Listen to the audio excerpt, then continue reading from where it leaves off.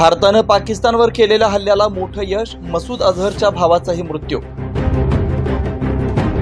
राऊफ अझहर हा कंधार विमान अपहरणाचा मास्टरमाइंड।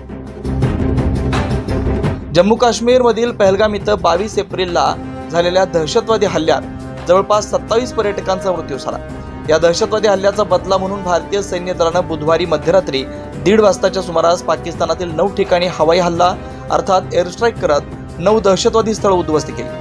यात तब्बल 90हून अधिक दहशतवादी मारले गेल्याची माहिती समोर येते। तर जैश ए मोहम्मदचा प्रमुख मसूद अझहर यांच्या कुटुंबातील 10 जण मारले गेलेत। यात मसूद अझहर याचा भाऊ रऊफ अझहर याचा देखील खात्मा झालाय। रऊफ अझहर हा कंधार विमान अपहरणाचा मास्टरमाइंड होता आणि याच कंधार विमानाच्या घटनेनंतर मसूद अझहरला सोडण्यात आलं होतं।